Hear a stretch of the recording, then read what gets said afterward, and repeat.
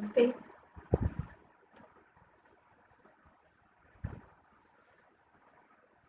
Hello everyone. It's my pleasure to come again on FB Live. So today's topic, as we know, about regarding Ayurveda policies, how we can change, how we can how we can contribute best to resolve this national crisis. So before coming directly into the topic, I think at least some people, good evening. Uh, I think you will join me quickly. Anyway, so let us start with the main issue, evidence-based medicine. Okay, so evidence-based medicine in Ayurveda differs a lot from evidence-based medicine in modern medicine. So what is happening today is we consider evidence-based medicine in a uniform frame. In a uniform frame, we are estimating evidence-based medicine in Ayurveda and modern medicine. But this is not possible. Why? Because the nature and identity of both these systems and the mode of working of both these systems are entirely different. So we cannot estimate the evidences of evidence-based medicine of Ayurveda in the network or in the framework of Western medicine. So evidence-based medicine in Ayurveda is the conscientious, explicit, judicious use of science-based evidences. So in modern medicine, it is new research evidences. Whereas in Ayurveda, conscientious means voluntary, so much of consciousness, doing something with so much of involvement, that is conscientious. Explicit means clear and transparent in whatever we do. And judicious, of course, wise employment of science-based evidences.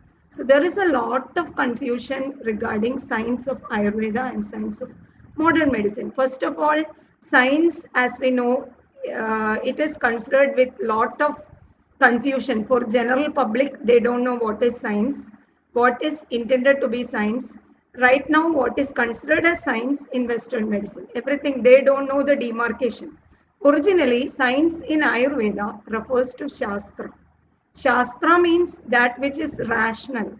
Rational in the sense, for every natural phenomenon regarding human beings and nature, which can be explained by the relationship of cause, mechanism, effect. That is what is called science, or science is a set of logics, theorems, and principles and laws which can explain the natural working of man and environment and the interaction between both man and environment. Man changes in so many ways, diet changes, regimen changes, lifestyle, everything, nature of food that consumed is changed. Everything changes, but ultimately the fundamental nature of man never changes because he will eat through his mouth, he will digest in his digestive system, metabolize in cells, excrete via excretory organs. This system will not change no matter after many, many centuries also, as long as man is intended to stay as man. The fundamental nature of structure and functioning of man will hardly change. So, Ayurveda is basically science of human being, which means there are fundamental laws, theorems, and principles which explain the working of human being in times of health and disease as well. So, what all disturbances, what all derangement happens within the human being from external causes. External causes can vary, but the impact of external causes inside the body can be explained by the theorems, principles, and logics of Ayurveda. So, this is one important aspect of science of Ayurveda. So, science doesn't mean, actually, generally, common people think that Ayurveda doesn't have a science. It is just like instructions of forefathers. Whatever forefathers were doing with respect to their practices, tradition oriented practices, culture, beliefs, experiences of grandmas and grandpas, what they have passed for generations, that is considered as Ayurveda. This is not Ayurveda. If it was Ayurveda, Ayurveda would not have been existed today as Ayurveda. So Ayurveda has a very solid science. Science in the sense we are learning theorems, logics and principles regarding how to estimate a human being in times of health and disease very precisely. We are supposed to do it with precision and accuracy. Precision, accuracy, transparency and reproducibility. These are the hallmarks of science. Something should be explained based on logic, not based on observations. Science is that which is explainable based on logic, logic behind the observations. Observations vary from time to time. If you consider observation as science, you cannot consider like that because observation vary from time to time. Right now, what I am feeling can change after an hour. So, what you find as myself, my status, now you think myself as happy or cheerful or healthy, whatever it be, it can vary according to the interaction from external environment from time to time, even every second. Man is highly dynamic. So what is happening by the mode of interaction, how it is causing impact in the cells of human body or inside the human body, and what all cause mechanisms are probable to happen or what can happen by this cause. By this cause, this mechanism will happen and this effect will result. Such a kind of relationship can be estimated in the science of Ayurveda because we are having theorems. We are not having theories, we are having theorems. Our science explain only Siddhantas. Nowhere theories are mentioned. Panchamahabhuta Siddhanta, Tridosha Siddhanta, all are Siddhantas. So, what is the difference between theorem and theory? Siddhanta, the definition is given in science. Don't think that Ayurveda does not have any research. There is a very, very big elaborated protocols of research methodology in Ayurveda, which is explained in Charaka. Charaka Vimanasthana and Ashtanga Sangraha, Sutrasthana also, a very elaborated mode of research. How to research in human beings, how to research in external environment based on the changing cause circumstances, how to interpret the interaction between these, and finally how to make conclusions. So pratyaksha, anumana, how to observe a matter, how to observe a matter with accuracy, how to assume. We cannot make, we don't have hypothesis. Ayurveda does not have hypothesis. We are having educated guess.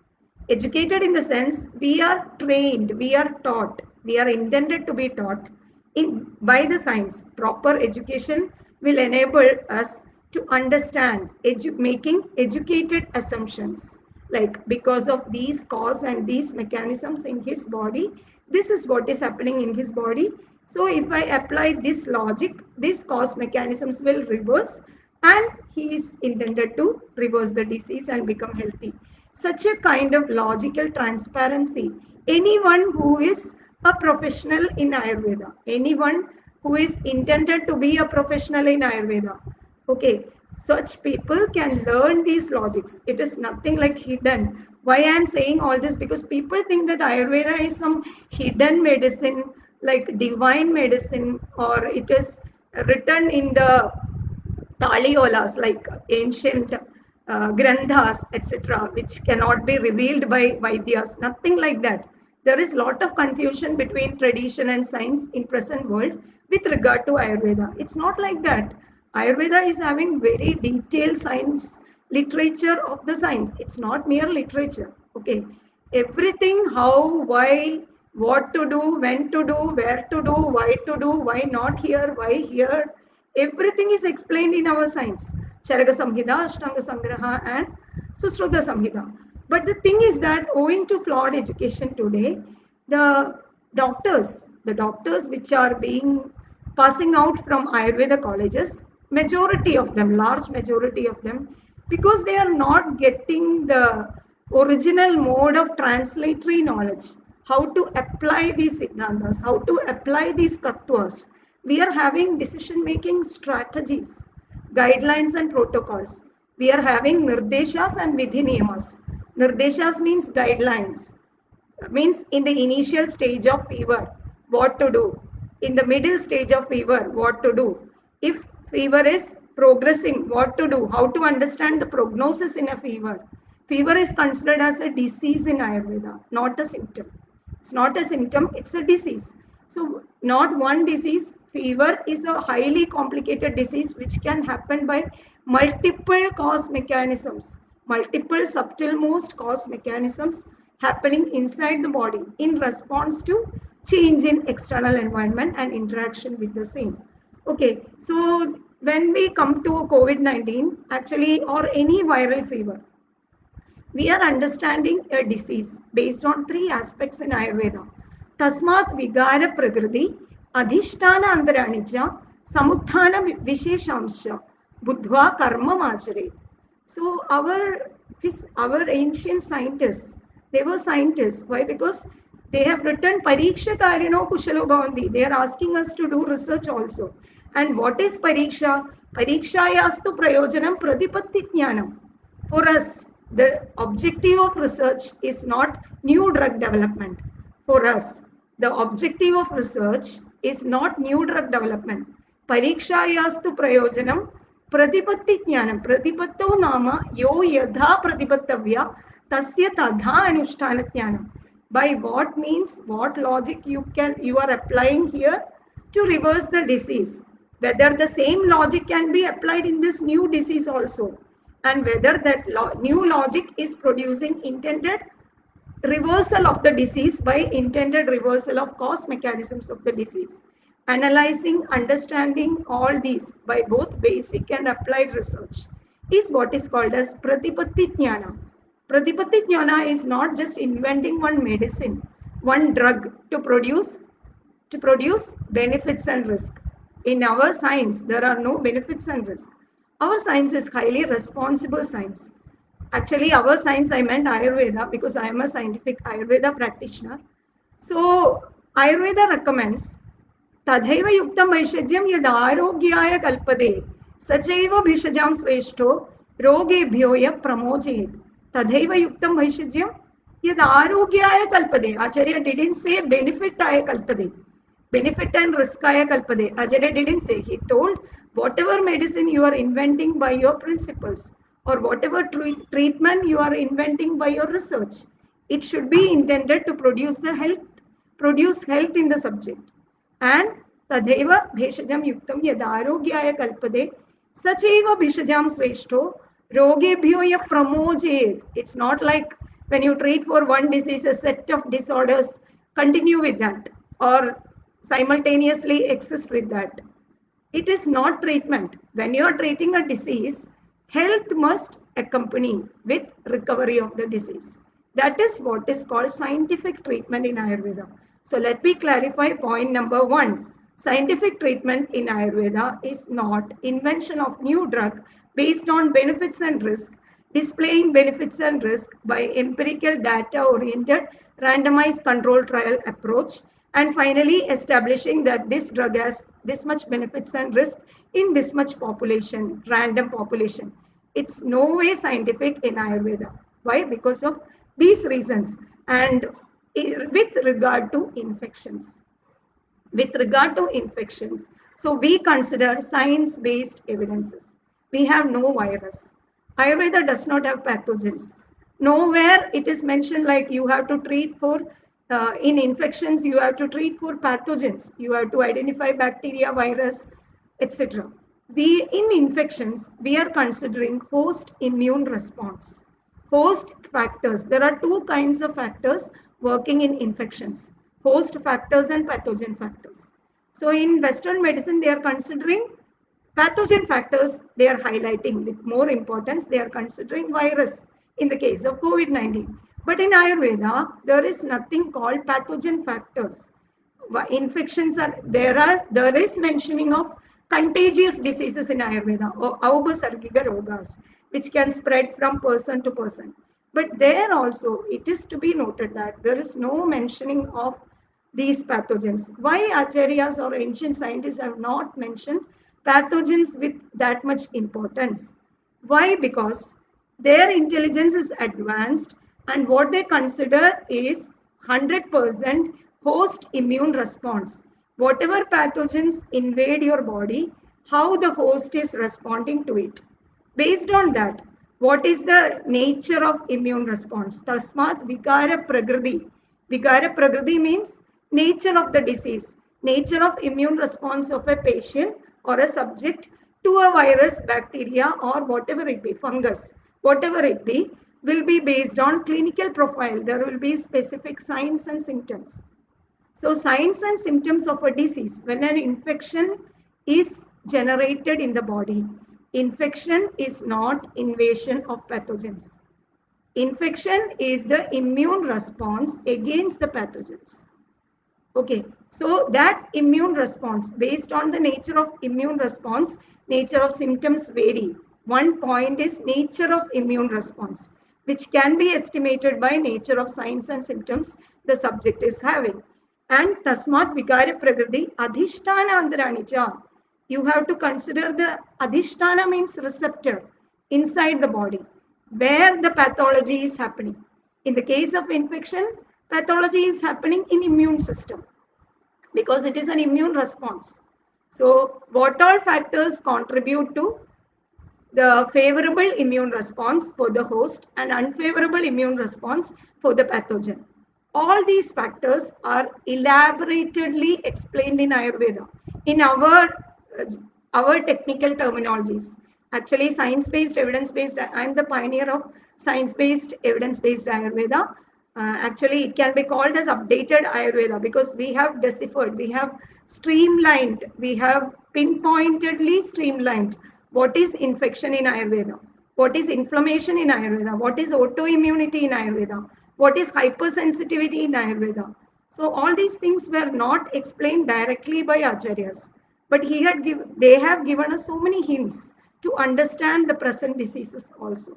So by applying these hints and by conducting basic and applied research for more than 15 to 20 years, we have developed streamlined logics, guidelines, and principles. What is infection? What is viral infection? What is the nature of viral infection in terms of Ayurveda? How is it different from bacterial infection? Like how dengue fever differs from influenza in Ayurvedic perspective. Okay, based on not based on pathogen, not based on pathogen. We do not count pathogen. We are counting number 1 point Vigara Prakriti. Second is Adhishtana. What all things, they are all subtle matters which cannot be explained on FB Live.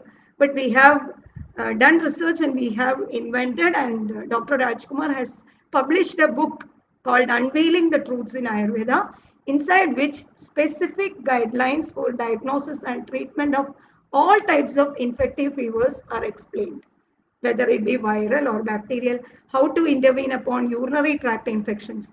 Again, the nature of immune response vary with a person with healthy immune response and a person with altered immune response.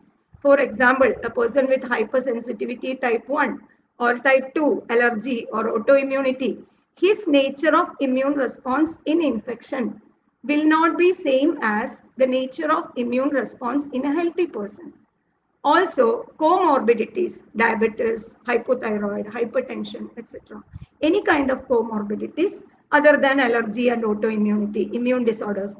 It could be metabolic disorders, it could be circulatory disorders, it could be hormonal dysfunction, whatever it be, how it is causing significant impact in this infective stage in that subject. That also we have developed pinpointed guidelines to understand, integrate different pathologies in the same person and treat and reverse infection. So for us, virus or bacteria, new virus, old virus, nothing is material to us. Why? Because we are considering immune response. Second is Adhishtana. We have our own Adhishtanas, technical terminologies in Ayurveda. But as my talk is for laymen, I am telling immune system, minute changes in immune system, circulation, everything, metabolism inside the cells. How this pathogen is causing impact in the metabolism of the human cells. That also we are having specific knowledge. Knowledge in the sense, principles in our science. In our science, which explain how the metabolism inside the cells are altered by pathogens, how we can know that what kind of alteration has happened in metabolism and how we can stimulate metabolism and destroy the pathogen by the immune system. So all these aspects are clearly mentioned. Adhisthana and Samutthana Vishesha, intrinsic cause mechanisms. It is not, again, Samutthana Vishesha means initiating cause mechanisms of infection. These are all elaboratedly explained in SBEBA, science-based, evidence-based Ayurveda, and we have been treating patients with infections for at least right from 2003. And we have classified, we have studied them based on nature of infections. What is the difference between malaria and dengue fever? And how the treatment decision making has to be modified based on Ayurvedic principles in the treatment of each and every case with single morbidity or multiple morbidity, whatever be the case. So that kind of knowledge is explained in Ayurvedic science, which is being again streamlined, explored, explained, and clinically established by in lots and lots of patients. We are having documented data of lots of patients, not only we both, but also through SBA practitioners. We have been conducting training program from 2015 on infections, inflammatory diseases, metabolic diseases, circulatory, hormonal, all these aspects, gynecological, everything. So there are a group of practitioners available in our country. At least I would say 10 to 20. There are hundreds of practitioners who have attended training programs, but we cannot confidently tell all of them are SBEBA practitioners. So at least I can confidently point out 10 people in our team who can confidently deal with any sort of infection with the science. With the science, the main, as I told you, don't get confused. Where is your science? Where is your data? Where is your RCT? Which journal you have published?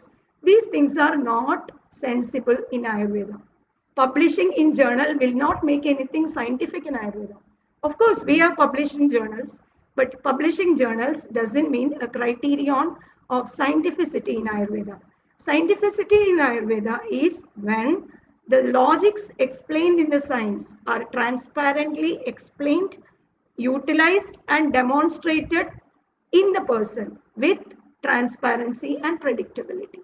When you are prescribing to a patient, you should be able to explain or you should be able to predict what can happen in the coming hours. And that should happen. And any identical person with identical cause mechanisms, any scientific practitioner who is learning these logics, right now logics are not taught, application of logics are not taught in Ayurveda colleges. People are learning Charaka Samhita, Sushruta Samhita, just like literature. It's very pathetic. Coming to clinical OPD, experiences are being practiced. Tradition is being practiced. My sir is a legend. He was practicing this medicine in fever. How can you say that this is not good? So I will prescribe this medicine. Like that, eminence-based medicine, experience-based medicine, tradition-based medicine, etc. is practiced today in place of intended science-based medicine of Ayurveda.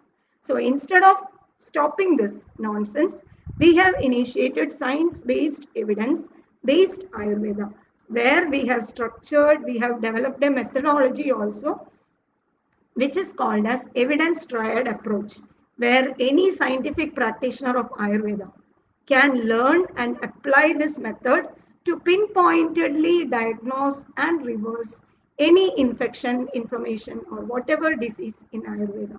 It is a uniform, standardized decision making methodology which is developed by us.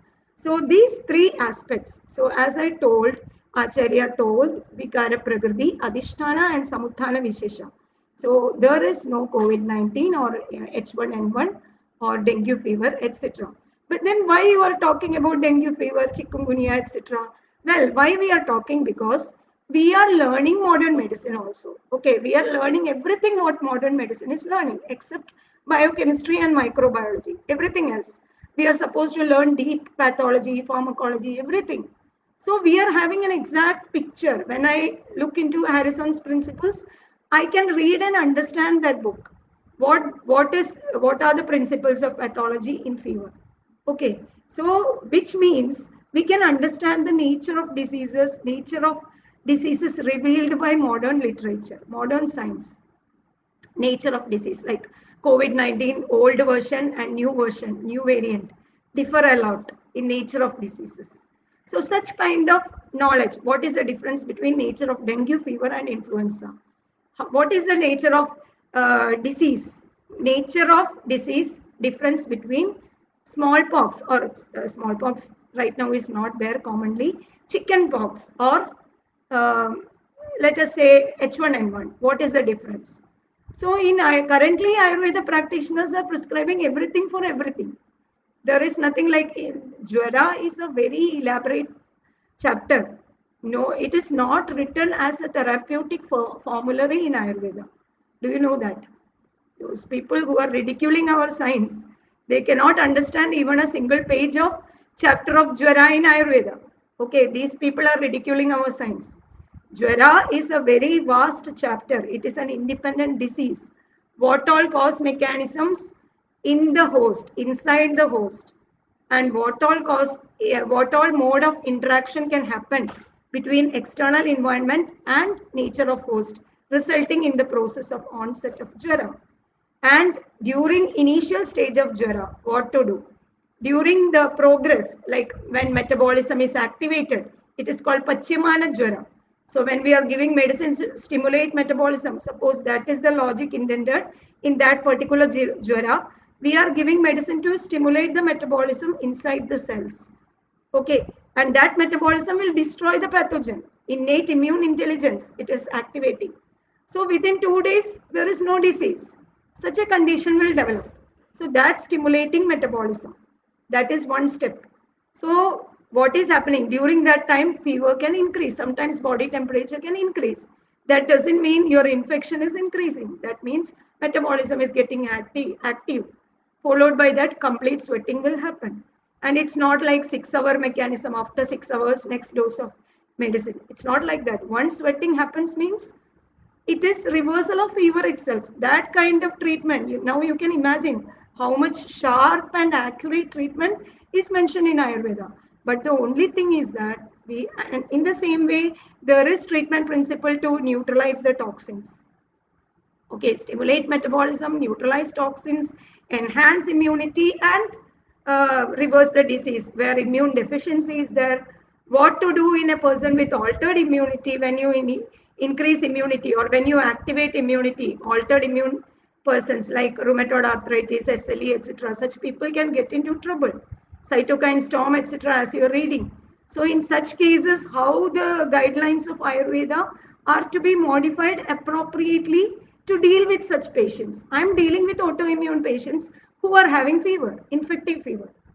So I am not telling theory alone. What I'm doing only by basic and applied research for more than 15 years. And we have published very clearly each and every guideline what to do in this condition.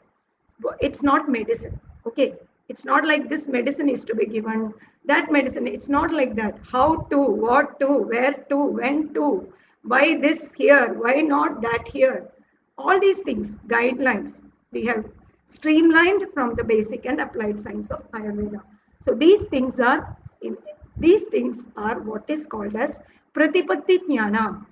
Pratipatti Jnana, how to treat and reverse a patient most effectively in minimum time by most minimum resources. Most minimum resources at most minimum cost. How to reverse a disease. For that, research is intended in Ayurvedic science. Research intended in Ayurvedic science is to save the patient, to reverse his disease and save the patient quickly, and not to do trial and error with empirical data, drug oriented data collection, classification, analysis, and go on for many years and still probability continues. It's not like that. So what we are doing right now in policy number 1, the fundamental policy which is currently being applied in Ayurveda is unfortunately not science-based medicine approach. So the first change is required in the fundamental level of research in Ayurveda. In Ayurveda, any disease can be explored only by the principles of science-based, evidence-based Ayurveda and not drug-based, data-oriented research. So let me go through. This is the comparative picture. I will read an article, Evidence-Based Medicine, COVID-19.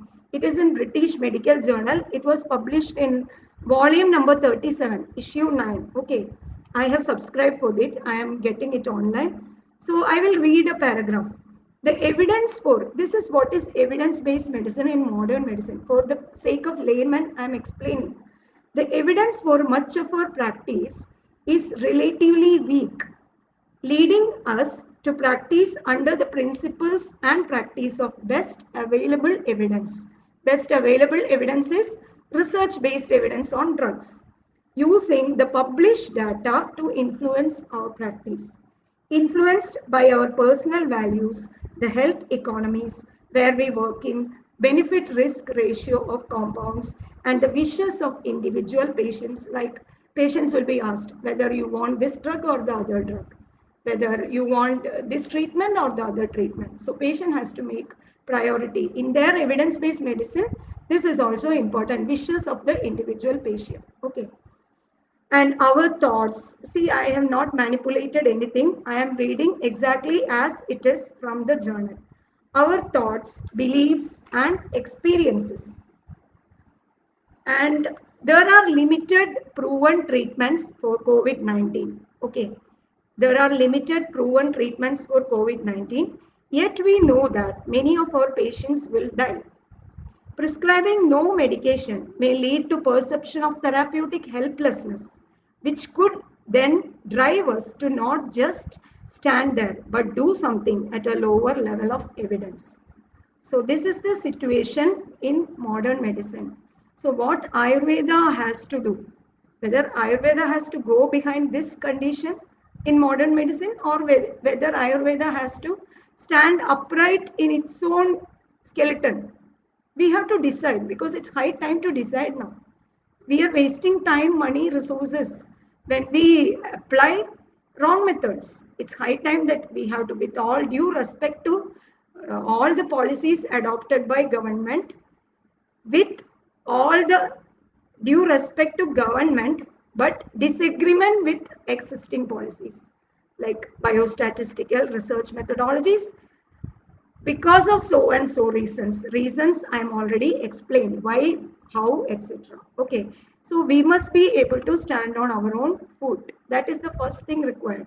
Ayurveda must be considered as an independent system of medicine, and science based, evidence based Ayurveda has already done fundamental research. We have been doing from 2003, not from COVID period, and we have submitted a detailed proposal in 2018 to Ministry of Ayush and CCRS. This kind of methodology we have developed for all kinds of infective fevers, viral or bacterial or whatever it is. We are having treatment protocols. So this, why, please give us a chance to explain this. Let us conduct a symposium and let us do this in a vast population. Of course, we are doing in many patients, but it is not a vast population. When we we can establish easily if we do in a vast population. And many of our practitioners, SBA practitioners, are doing as well. So this will make a tremendous change in the attitude and approach of Ayurveda towards infections, infective diseases. Right now, Ayurveda does not have an independent footing regarding the knowledge of infection. That's why I'm telling this. So what is happening is antimicrobial studies are happening. So antimicrobial studies, the problem is that we are not having microbes. We are not having microbes. Our science does not explain microbes. If we are to study antimicrobial action of drugs, then why do we need to study all these fundamental elaborated logics, principles, and theorems of fever? For example, in fever or any other disease, if we are going behind antimicrobial action, what is the need of decision making guidelines, principles which are explained in the text? We are learning all that? No. We are learning every year Charaka Samhita. Students are learning hard every year Charaka Samhita. And finally, what happens? Research methodology and biostatistics is being implemented as final tool and method to establish the scientificity of Ayurveda. Just imagine the situation. So, why can't we be a little bit more sensible, practical, and true to our science? When our science is having such potential, if our science is just some traditional knowledge, based on some medicines. Suppose acharyas or ancient scientists have written only names of medicines in the chapter of fever. Okay, I agree with you completely. We need to do biostatistics and prove medicine after medicine, new compound, old compounds, etc. But this is not the situation in the science of Ayurveda. We are having how, why, what to do, what to understand, where to apply, why not to apply, why to apply, what to understand in this patient, how to intervene upon this case in his own unique cause circumstances. Everything is explained. Science-based, evidence-based Ayurveda has streamlined. So let us do that. So next point, I'm not going into a detailed talk today. So what matters is when we are applying science, it is relatively cheap, apparent, safe, and protective. This point I want to highlight. Relatively cheap because we are not playing with drugs. Okay, we are not playing with drugs. We are applying principles. So when we apply principles, what is the advantage is that we don't need so many medicines. We are applying logics. So the person's diet, regimen, everything can be altered based on the principle. Suppose stimulating metabolism is the principle, or neutralizing the toxin is the principle. We can modify his diet, water, drinking water. Medicated water is the concept which is introduced widely in practice by science-based, evidence-based Ayurveda. So we can give appropriate medicine in appropriate proportion in water and ask the patient to drink it from minute number 1. We start prescribing. You go home, you start doing this water, drinking this medicated water. So this doesn't cost anything. We don't need to invest such a lot to do drug research, biostatistical, randomized control trial research. So we can implement it easily, but we have to be scientific at all. Because all COVID-19 patients, Vikara Prakriti can vary according to whether a healthy person getting COVID-19 differs from an autoimmune patient getting COVID-19, which differs from a metabolic derangement person getting COVID-19. So Vikara Prakriti can vary. So we cannot give like a what you call universal antidote for COVID-19. That's why I'm telling. So it's not like there is no medicine in Ayurveda which is universal antidote for COVID-19. It is it is absurd in the science of Ayurveda if you consider like that. So, but still we can implement certain guidelines and protocols as first aid in population. So that's what we are doing, science-based, evidence-based Ayurveda first aid. Right now, so many people are getting saved from viral fevers by this first aid, irrespective of any kind of virus. So this is one point, and readily available without any need of investment that I have already told. We should do everything to make sure that every patient is protected in every stage of our treatment. So everything matters. It's not like you go and take this medicine, you eat whatever you want.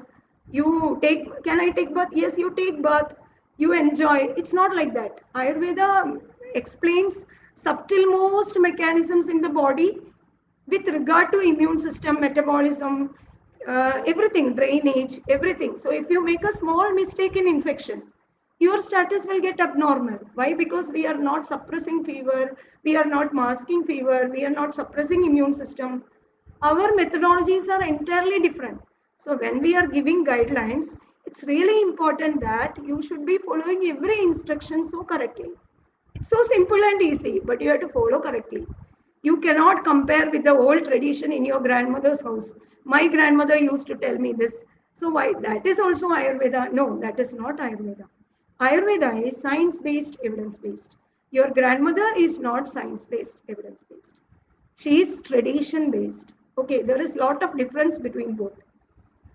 So we should do everything to make sure that every patient is protected in every stage of treatment. Day 1, day 2, day 3, what is happening? We can follow up the patient.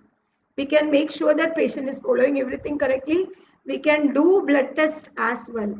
You are talking about science-based evidence, then why talk about blood test? Well, blood test, we are checking blood test. Why? Because we want to evaluate the nature of the disease, response of our medicine to the nature of the disease. As I told you, nature of disease is very important for us. Vikara Prakriti, that is very important for us. So now we are having technological tools, significant lab test to understand the nature of immune response, whether infection is settling, whether inflammation is settling. Everything we can understand easily by a simple blood routine test, CRP, ESR, etc. So that enhances our confidence. We can be sure, along with clinical improvement in the patient. Really, that matters a lot. So we can, and the third advantage is that we don't need to give so many medicines when we are giving science-based, evidence-based Ayurveda. As we are applying principles, we need to apply mostly no medicines in mild cases. In Ayurveda, there is no asymptomatic disease. Let me clarify that point also. In Ayurveda, originally, Ayurveda physicians are not intended to treat asymptomatic COVID-19 or anything. Okay, why? Because there is no asymptomatic disease in Ayurveda. So unless you are sure of the solid fundamental principles of your practice and you are compromising for the sake of some external acceptance, you are compromising a lot. You are diluting and adulterating your science, the intended principles of practice of your science. And for pleasing community, you are doing something. That is cheating, no. That is cheating ourselves, our science, our patients, and our nation. So I humbly request that the policy should be in accordance to our science. So science is to be delivered and not data. So it is the science which is to be delivered in science-based medicine of Ayurveda and not empirical data of benefits and risk. And the decision-making algorithms should be well in compliance with the true decision-making standards of this science. So that is being already there now in science-based, evidence-based Ayurveda. So these algorithms, every physician has to follow these algorithms correctly, meticulously, so that no mistakes and risk will happen to the patient. A global pandemic is the time to raise the wisdom of the physician in medical science and not data of drugs or new compounds. So global pandemic is the time to improve the intelligence of physician in the science of Ayurveda. We have a treasure of knowledge with us, highly complicated, highly subtle most. It is time for us to work hard in science and deliver science to the patients. So we are science-based, evidence-based Ayurveda has been doing this homework from 2003, and we have reached up to a level where we can confidently render algorithms, already proven and established algorithms in infections. So if why can't we be given a chance to explain, demonstrate, and implement this? That's what I'm asking. So this is one point. And next point is SBBA first aid. So it is now being popularized all over the world. I would say I'm getting lots of mails and letters from all over India and world. And thanks to all SBBA practitioners who are working hard to propagate this video every day so that we don't need to. This is just first aid. Don't think that this is treatment for COVID-19 or anything. What we have developed is a first aid for viral fever in Ayurveda. So with this mere first aid, non-medication first aid, even anyone can who understand all the aspects of this first aid from my talk, or some people some other doctors have also done on the same of SBBA. They can understand, laymen can understand and implement it in their life and save themselves and protect themselves.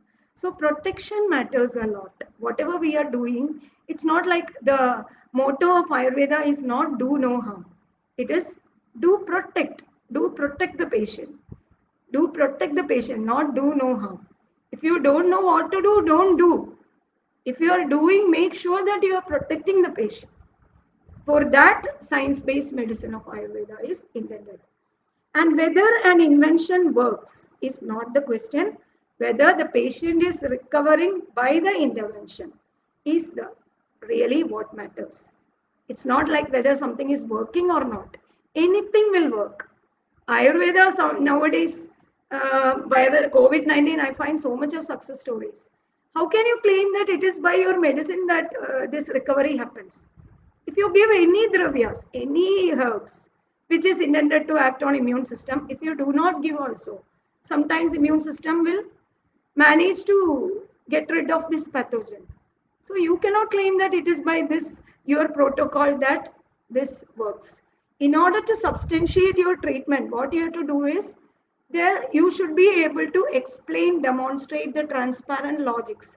What you understand by this, what you have done in this patient, how did you understand this patient, what logic you have applied in this patient, not in COVID-19, in this patient in front of you, what logic you have applied, how did you understand how much time it took for the patient to get back to normal, and what are the parameters of health observed in the patient, and whether these logics will work again is to be tested by other practitioners in similar conditions. Then only it becomes scientific. So intended treatment principle in intended way of application will create intended recovery in intended period of time. And health follows. This is what is called scientific treatment in Ayurveda. So it is not whether this medicine worked, that medicine worked. We have medicine for COVID-19. It is all utter foolishness. We have science for viral fevers. We have science for infective fevers. We have settled theorems and principles which explain the cause mechanisms of immune system in after interaction with the external pathogen, host immune response. We can estimate in every patient in every time with any infection using our logics, principles, and science of our science. So this is what the success of science of Ayurveda. And we want quick and solid rational answers. We cannot wait for trial and error. We cannot do trial and error, of course. We don't have time. When the patient is coming to us with cold and fever, he should not be the one day after tomorrow in ventilator. He should not be the one who is going to be hospitalized. Is it not? We have to save the patient back to health. We have to save the patient back to routine. For that, what principles you are applying? What is your understanding of this patient? Whether you are doing correct logic or whether you are applying wrong logic. If you are applying wrong logic within 1 to 3 hours, patient will respond adversely. It's not like many people are propagating myths like Ayurveda is slow, etc. Let me tell you, in infective fevers, Ayurveda is fastest and the best. Why? Because we can evaluate immune response from first minute of administration of our principle. And we can understand the response from within 2 hours, 1 to 2 hours. There are specific ways to estimate response. It's not like measuring temperature. We are having our own methods to estimate the prognosis of the case and also to estimate the improvement of the subject. Apart from vitals, we have many other things which are being taught in our science. So these are to be applied. So we can reach quick answers only by applying science. We can never reach quick answers by applying RCTs. So this is one advantage of this. And Ayurveda community discovering new drug combination, and nowadays fumigation also is being done. When we have no pathogens, why do we need to fumigate? Our fumigation is intended in specific conditions in science, not with respect to infections. Okay, our fumigation is not intended for infection, to ward off microbes. It is not intended for that objective in Ayurveda. So why do we need to mimic everything what modern medicine is doing? Because we are doing this, we are losing our identity, we are losing our original scope and potential of our science. And we are cheating society, nation, and ourselves. I'm very sorry to say this, but this is the reality. So when somebody is telling confidently, after doing research for nearly 20 years, with the back support of solid science-based theorems, principles, logics, streamlined specific methodologies, and with front support of at least 10 to 50 warriors. I would call them frontline warriors because SBB practitioners are saving lives. They are not enabling people to reach hospital even. They are not enabling patients to reach ICU. So they are real warriors. They are saving lives. They are causing a lot of peace to our nation. But India is not recognizing them. Why? Because we are not considered as evidence-based medicine. So that is why I explained this much regarding evidence-based medicine. So evidence-based medicine in Ayurveda is not like publishing some data of a drug in some peer reviewed journal. Okay, we don't have peer reviewed things. Our science is recommending us to follow science reviewed matters, science reviewed journals.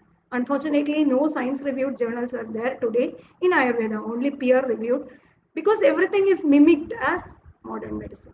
So if we want to prove our scientificity and potential in infections, we should be given an independent platform where we can work independently with science-based, evidence-based algorithms. We are ready to train doctors, I mean Ayurveda doctors.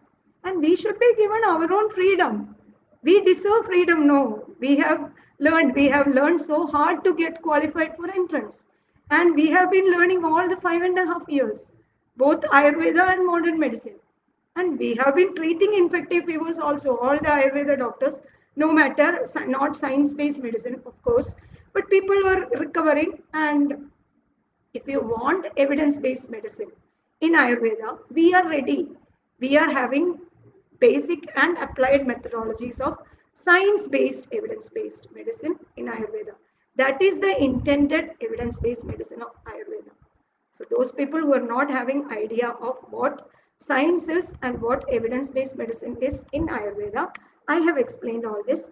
And Ayurveda is such a system where pertinent employment of human intelligence in algorithms of science is required to save man. I repeat, Ayurveda is such a system where pertinent employment of human intelligence, not artificial intelligence, in algorithms of science. Intelligence is required in algorithms of science of Ayurveda. It's not like fever, paracetamol, or some antiviral. It's not like that. Our science is highly intelligent. Okay, so if we physicians are not intelligent, it is our failure. And finally, ultimately, our science is interpreted as failure. This is what is happening for at least 75 years. So I humbly request administrators, Honorable Prime Minister Modi ji, to kindly give us a platform to make you convinced. We know that you are not having exact perception of science-based, evidence-based Ayurveda, but kindly call us in person, or we are ready for any form of conference to explain, to show you data, and also we are ready to do, demonstrate and make results. Just give us 1 week time, just give us some patience, and we can implement a big change in our country by doing this, sir. So please don't consider this as a layman's talk. Please understand that this is from the honest heart of, base of honest heart of a scientific practitioner of Ayurveda. And my only intention of participating in this talk is to, first of all, to establish the potential scientificity of Ayurveda in infective diseases in the intended way and save people. Jai Hind. Namaste.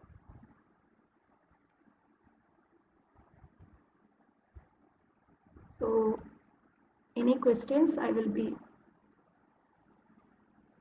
Uh, Good evening. Good evening.